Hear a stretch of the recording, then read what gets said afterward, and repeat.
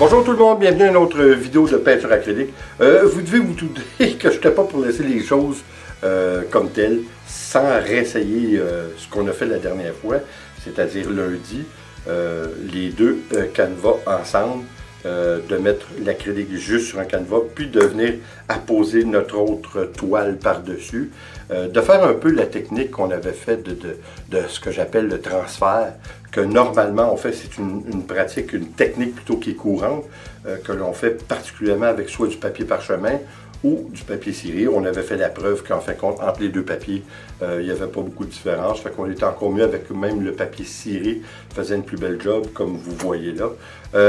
La dernière fois, comme vous savez, probablement, j'avais clairement mis trop de produits. J'avais mis mon acrylique, en fin de compte, qui était beaucoup trop fluide.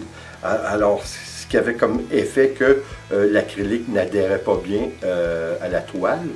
Ce qui nous causait évidemment un problème. Donc, j'ai fait deux toiles qui étaient plus ou moins belles, malgré que je suis obligé de vous avouer, une fois sèche, la première, oubliez ça, on l'a passé au recyclage. Mais la deuxième, comme vous voyez, c'est quand même bien. C'est étrange, je suis obligé de vous dire, parce que j'ai pas mis de blanc. Le blanc qu'on voit, évidemment, c'est le canevas, c'est la trame du canevas, mais je suis obligé de vous dire qu'on la voit pas plus que si j'aurais mis une couleur, que si ça aurait été du blanc, disons acrylique, même que c'est à s'y tromper. Quelqu'un qui ne le sait pas de la manière que je l'ai fait pourrait dire « Oh oui, il y a eu du blanc là-dedans », puis même il l'a peut-être ajouté. Mais là, au moment où je vous parle, je la regarde, puis elle est très bien. On dirait une explosion de couleurs. On dirait que c'est tellement comme le blanc est tellement éclatant qui fait comme nous aveugler. C'est incroyable, et pourtant il n'y a pas de blanc. Alors écoutez, c'était pas si mal, mais c'était vraiment pas ce que je voulais faire, étant donné encore une fois que j'avais mis trop de produits. J'avais mis de l'eau, j'avais mis du flotrol, j'avais mis du vernis et j'avais même mis du silicone. Ce qui était évidemment trop. En étant trop liquide, évidemment, ça ne pouvait pas adhérer à nos toiles. Alors, cette fois-ci, je me devais de répéter l'expérience, mais cette fois, évidemment, sans aucun produit dans notre acrylique. On va la mettre directement. J'ai pris au préalable des toiles que j'ai peinturées, que j'ai mis de l'acrylique noir. Alors, ça va nous donner un fond si besoin il y a. En tout cas, je ne sais pas ce que ça va donner, je suis obligé de vous avouer. Alors, on va voir en le faisant, puis on s'ajustera s'il y a quelque chose. Alors, on s'en va essayer ça immédiatement.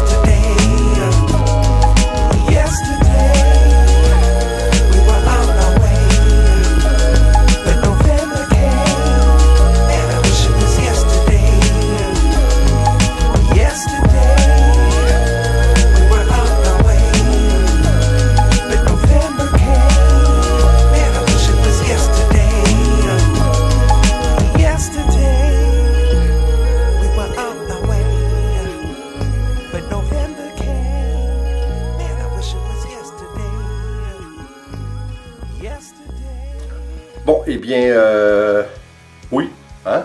By George We Got It. Je pense que le résultat est vraiment bien. Vous avez vu, on peut dire que j'ai fait un burning. Hein?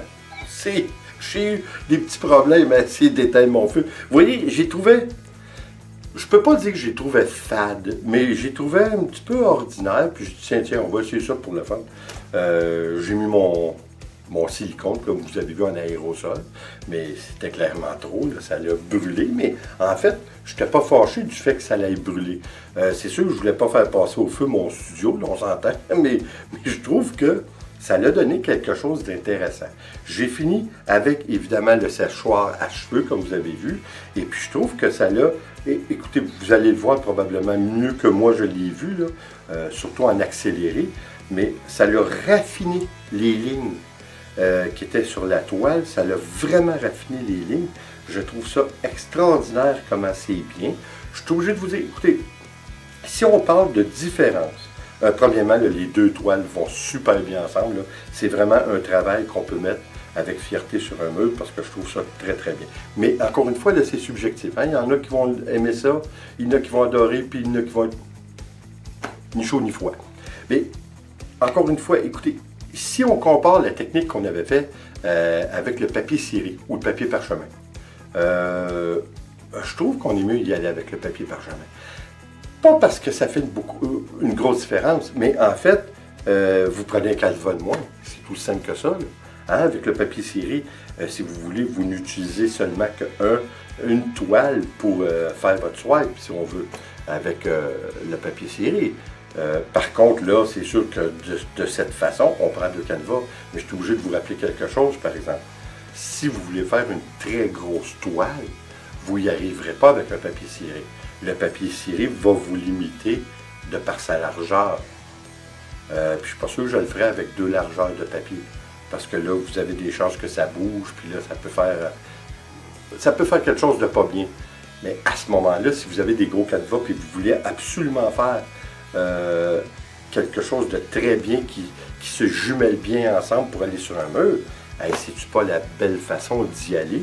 Vous pouvez avoir le canevas de la grosseur que vous voudrez, ça n'a pas d'importance, vous le remplissez d'acrylique. Oui, ça coûte plus cher d'acrylique, mais je veux dire, on ne parlera pas de prix et de quantité, là, on parle de résultat. Vous pouvez remplir ça d'acrylique, encore une fois, comme vous avez vu, sans rien, puis je vous dirais que sur une grosse toile, je ne suis même pas sûr qu'on aurait besoin de brûler par la suite ou d'ajouter du silicone. Je pense qu'on peut faire un travail qui serait intéressant. Et cette fois, au lieu avec une grosse toile, je la glisserais presque pas. Je la mettrais dessus. Une petite affaire, là, je vous dis quelques centimètres à peine. Puis hop, on l'enlève. Je vous dis, ça peut faire quelque chose d'intéressant. Puis là, plus je vous en parle, plus que ça me donne le goût de l'essayer. Puis je n'ai pas besoin de vous dire que je vais l'essayer. C'est juste une question, hein? Tout est relatif. On fait tellement de toiles, on ne peut jamais vendre les toiles au même rythme qu'on les fait. Fait qu'à un moment donné, là, ça accumule, là, mais ça commence à être beaucoup. Alors, écoutez, je pense que, encore une fois, comme je vous dis, si on veut y aller avec des gros canevas, c'est extraordinaire cette technique-là. C'est vraiment une technique qui va remplacer même le swipe. Parce que, vous savez, les gens justement qui veulent faire sur une grosse toile vont faire la technique du swipe, ils ne feront pas la technique, évidemment, du papier ciré pour toutes les raisons qu'on vient de nommer. Mais vous ne pouvez pas faire deux toiles très similaires. Tandis que de cette façon, vous pouvez jumeler deux toiles qui vont se marier très très bien sur un mur. Alors écoutez, encore une fois, c'est une question de goût. Je suis obligé de vous dire que j'adore cette technique. Est-ce que je vais la refaire pour deux toiles? Non, parce que c'est un petit peu dur pour le portefeuille dans mon cas. Là, parce que vous savez, je fais beaucoup de toiles. Mais quand même, c'est une façon intéressante d'y aller. Puis oui, probablement, je vais le faire avec des grosses toiles que je vais probablement garder pour moi pour agencer sur un mur. Alors écoutez, je voulais vous dire en passant, écoutez, je m'excuse hein, si je ne réponds pas. J'essaie de répondre à tous les commentaires. Mais j'ai remarqué, parce que des fois, je vais sur mon compte YouTube, puis je remarque que des fois, il y a des commentaires que j'ai même pas vus. C'est pareil comme si YouTube ne me montre pas tous les commentaires. Je vois la plupart, là, je suis obligé de vous dire, mais j'ai regardé ça dernièrement, la semaine dernière, puis il y avait quelques, je vous dirais 2-3 commentaires qui m'avait été laissé il y a plusieurs mois, il y a 2 mois que je n'avais pas vu. Puis je trouve ça malheureux parce que c'est quelqu'un qui semblait adorer ce que je faisais et puis qui me disait qu'il était pour s'abonner, puis pas de nouvelles. Vous savez, ça faisait un petit peu comme... Puis j'essaie vraiment de répondre à tous les commentaires. Là. Ça me fait tellement plaisir, puis vous me faites tellement plaisir que c'est tellement le fun d'être ensemble. Puis là, on est en train de se faire une petite communauté que c'est le fun, tout le monde essaye, puis on voit les résultats. C'est vraiment plaisant. Écoutez, là-dessus, ben, évidemment, je suis obligé de vous remercier d'être là, parce que si vous ne seriez pas là, ben moi non plus, je ne serais pas là. Alors, revenez, et comme toujours, s'il vous plaît, abonnez-vous, laissez un commentaire et partagez, c'est toujours apprécié.